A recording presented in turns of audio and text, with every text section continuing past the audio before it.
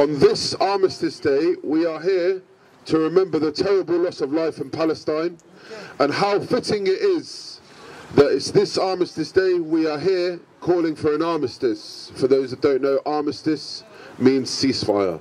So I don't know what Suella Braverman was on about. Oh, it's a hate march, this and that, an armistice. We're here to call for an armistice.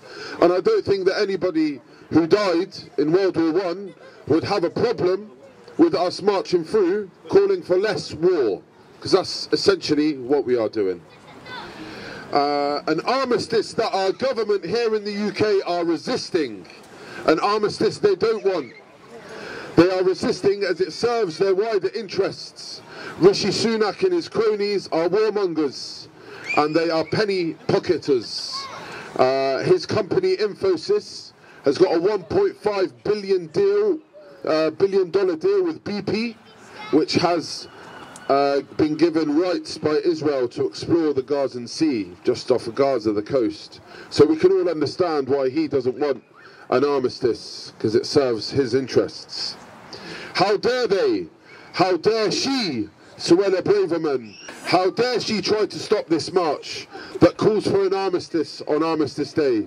It shows her double standards, and it shows the government's double standards.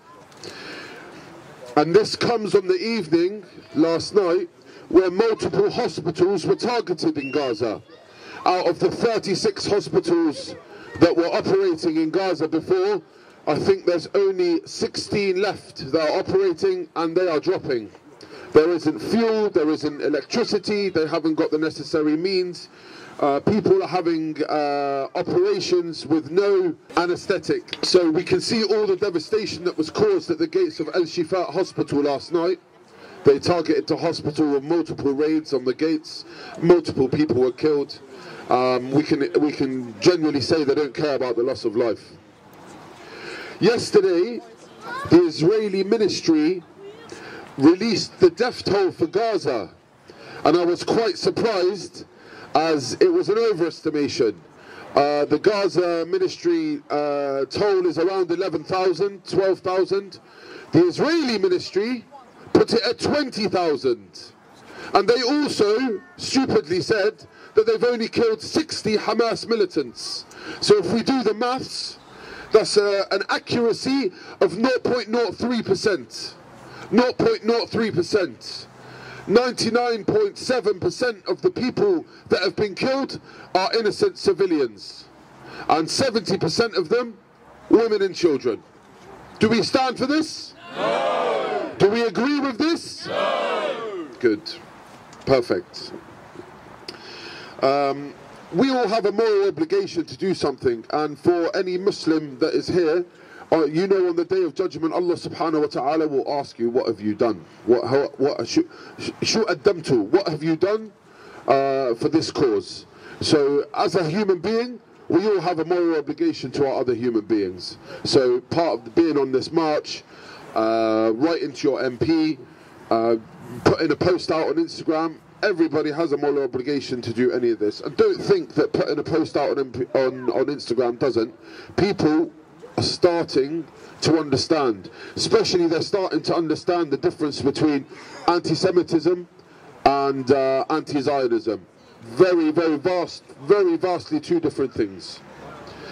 After these figures have been released, I don't think anyone can argue that this war is not against Hamas. This war is against the Palestinians and against the innocent civilians in Palestine. This is an exercise of genocide. This is an exercise of ethnic cleansing. And our government here are complicit in it. The stance that they have taken is completely unforgivable. Unforgivable. Absolutely unforgivable. Nevertheless, to say it doesn't go, it's not in line with British values whatsoever. And I'm here today, I absolutely condemn Rishi Sunak, I absolutely condemn Swollen Beaver, and I demand that they should resign immediately. And I think it's about time we start calling for their resignations. Now you guys here, I applaud you for coming out week in, week out, And I think we need to start doing a little bit more. These marches only go so far. Really, really, really, guys, we need you to start writing to your MPs. All right? When you write to your MPs, they have to respond. When they get 10 letters through, they have to do something about it. Even if we just annoy them.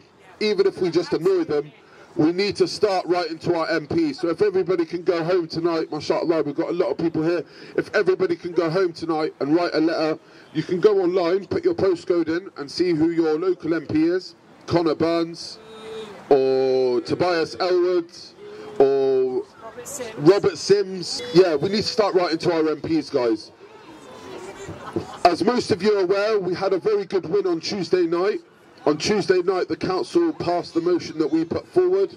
Although it was very weak, it was a positive for the Palestinian movement and what we are trying to achieve. So it's something to go off. And I thank everybody that was outside. If you watch the videos from inside the chamber, you can clearly hear our chanting, and it is brilliant. Thank you very much. All these things that we're doing, we're concentrating on, these, inshallah, at the end will have an impact and will be successful. In the next couple of weeks, we will announce what further steps we will be taking as a group in order to reach an achievement and the success. And I would like to call out, not everybody, not all the 21 MPs that abstained, but especially Vicky Slade. Vicky Slade is the leader of the council here, and she's the leader of the Lib Dem party here. And she, against her own party, abstained from the vote. So she's a warmonger, she has blood on her hands, and she probably has some personal interests. But Vicky Slade, I absolutely condemn you, and so does the crowd. So in the next couple of weeks, guys, we will announce some further actions which we will be taking. Another announcement as well, we will be looking to do, not the Saturday coming, but the Saturday after, we will be looking to do coaches up to the National March as BCP. So we will announce it in the group, the WhatsApp group. If anybody doesn't have the WhatsApp group, approach me and I can get you into the WhatsApp group. And we will try to do that in 2 weeks' time.